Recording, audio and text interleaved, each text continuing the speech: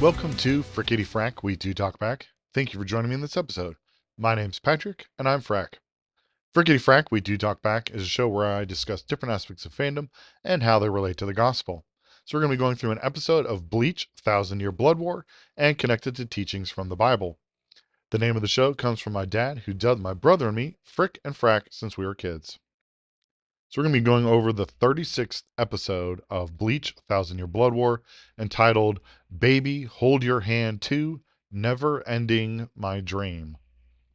So this episode brings about the continued fight with Pernita and Mayuri.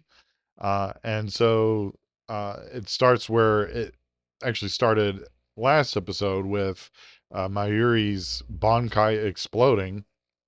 So in this fight, Pernita has survived being eaten by his Bankai.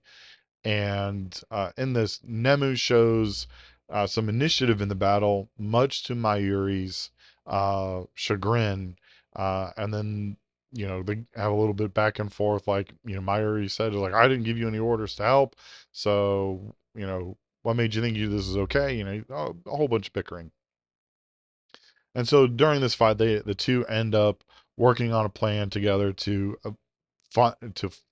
fully kill Pernita. Uh, During this fight, we start getting some origin info about Nemu and how her life came about. And for uh, the series, I believe it is stated when Mayuri meets Uryu in the Soul Society, it is mentioned that Nemu is an artificial life form. And so I believe that is known. And so this is how it explained how it comes about. I can't remember. I do apologize that I don't know if we knew that Nemu was number seven before this or not. Because her mention and any exploration of who she was happened so long ago in Bleach that I can't remember. And then also, as I've mentioned before, I'm not the biggest fan of my Yuri episodes. They're tough for me. I don't like I've shared. I can't reiterate this enough. I don't particularly care for the character. And on top of it, in this episode, we get the return of Espada number 8, Granz. He appears in Mayuri's memories, taunting him about Nemu's uh, death. And so, by the way, I probably should have said it ahead of time, but spoilers, there will be spoilers in this. And so Nemu is killed by Pernita, um, and Mayuri is clearly upset by this, and Grans mocks him for it. Uh, but then, as Pernita consumes some of Nemu's body uh, and blood and everything, he ends up eating Nemu's pituitary gland, which ends up poisoning him and causing him to explode because the pituitary gland is doing something very specific that only Nemu's brain can control, thus causing Pernita to explode. And uh, so that's basically the fight is Nemu and Mayuri making a plan to fight Pernita. Nemu sacrificing herself to kill Pernita, and Mayuri wanting to, uh, you know, realizing that his creation, his Nemu, had uh, gone, had clearly grown beyond what others might have expected possible. And then one of the things that I'm really happy about at the end of this episode, we get to see the return of Hitsugaya and Rangiku. And so apparently, Mayuri had to heal them, and it cost them many years of their lives. Hitsugaya looks taller, Rangiku looks kind of the same. Uh, but they're now apparently they're back into the fold, and they're going to be uh, participating in the coming fights. So I'm very excited about that.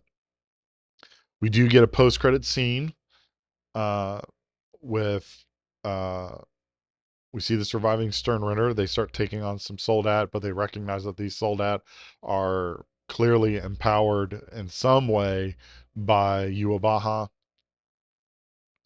And then at the end of the episode, we see Bazbi confront Hasvath. Um, and uh, and that is the end of the episode. Alrighty, so let's get into the biblical theme. The biblical theme is Deuteronomy chapter 6, verse 7. This is what the Bible says. You shall teach them diligently to your children, and shall talk of them when you sit in your house, and when you walk by the way, and when you lie down, and when you rise. All right, so I chose this verse uh, because of Nemu and her supporting of Mayuri in his fight against Pernita.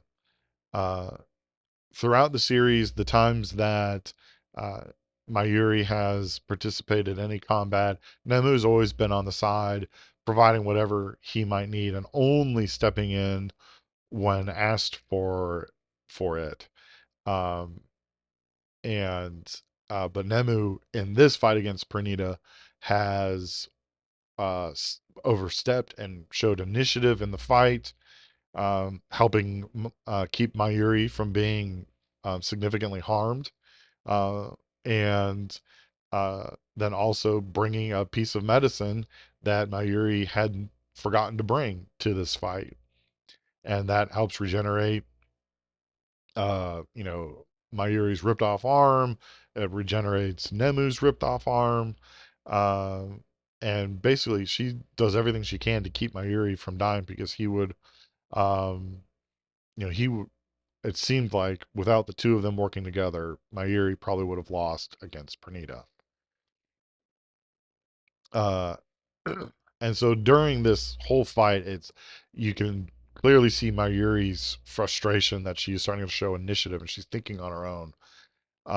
Although we come to find out that this is kind of secretly what he's wanted all along was for him to create an artificial life that shows initiative and has thoughts of his own, thoughts of their own, and he achieved that in Nemu.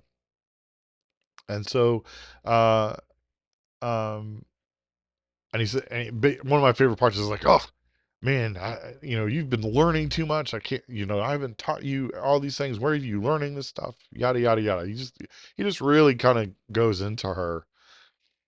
He even and once again it comes back to Ichigo that he says like, oh, ever since Ichigo has joined the Soul Society, there has been more and more battles for you to participate in learning bad habits.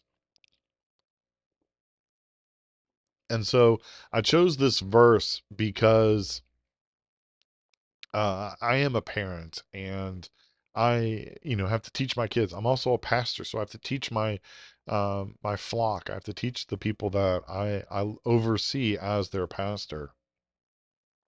And so one of the big things that I need to get out of the way in this of Deuteronomy chapter 6 verse 7, it says, "You shall teach them diligently to your children." Them means like God's teachings, God's commands. And so, and it is the responsibility of the church, of people who are parents to their children, or spiritual mentors to those who are coming to know Christ for the first time. It is our responsibility to show them. And I love the way this is written in Deuteronomy chapter 6, verse 7. You shall teach them diligently to your children and shall talk of them when you sit in your house. So that means that when you are together in your house, you're supposed to be teaching them how to follow God. It's just not on Sunday morning when you go to church or Sunday school or youth group or anything, small group. That's great. Do those things. But at home, when you're a family, you need to be doing that. When you walk by the way. So that means when you're walking in your own faith, you have to bring your children along with you. And if you're being a spiritual mentor to people, bring them along with you and show them the way. And then when you lie down and when you rise, so that means that your last thought needs to be about God, and when you rise, your first thought needs to be about God. And when you lie down and when you rise. So your whole being, your whole day is supposed to be dedicated to following God's commands and following Jesus Christ every day. Now, I will say this: I do not have all of the answers. I will help you, guide you, answer questions to the best of my ability. I might have to look something up. I might also have to tell you, I don't know, but I'll look it up for you and see if what I can find helps, or more importantly, what I'll most likely do is actually send you to someone who might have a better understanding of what you're asking about. Like, because like I said, I'm not all knowing. I'm omniscient. I'm not perfect. But I do always want to be growing as a disciple of Jesus Christ every day, moving forward in following Christ. And I want to encourage you to do the same. That if you are not taking steps forward to follow Christ even more fully than you are now, find a spiritual mentor. Find someone who will look after your spiritual growth and help guide you. Uh, Here's the thing. There's probably people available in your life to help you grow in your faith. They just don't know you need it.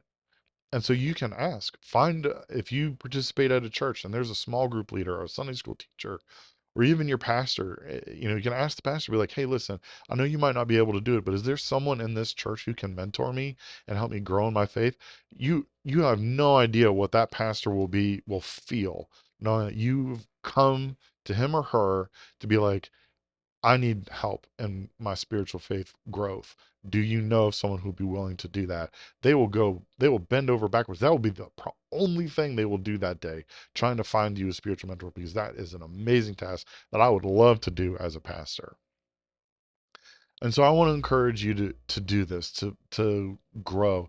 But if you are feeling and knowing that you're in a place in your spiritual life that you can start looking after the next generation of believers, to do it, mentor, take the time and devote to people your time and effort, to be like, you know what, I'm going to invest in you. I'm going to invest in my time in you, so that you know that you can grow in Christ, and I'm going to participate with that in you. And so I want to encourage you today to do that.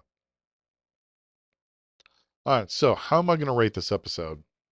Uh, like I said, my Yuri episodes, they're not my favorite because I just don't like him as a character. However, this is actually a really good one. And then I really like Nemu. Nemu is just, she's fun. Um, I like her character. She is enjoyable. And so I'm going to give this episode of 4.5. Uh, because Nemu has some great moments in this episode. It's just great. So I really recommend it. It's very enjoyable for the people who don't like Mayuri. This is an episode that you can stomach with him in it, being at the center of it, because he's really kind of only more center adjacent. Because really the star of this episode is Nemu. All right, so anyone with questions for me about the biblical lesson that I talked about in this episode, or other discussion ranging from anime, comics, or just anything in general, feel free to email me at frickityfracktalkback@gmail.com, or reach out to me on Twitter at frickityf, or at frickityfrack on Instagram, Facebook, and Threads. So please rate, review, and subscribe. And if you feel so led, leave a comment in the comments below. Remember that I love you. Most importantly, God loves you. And go release your Bankai.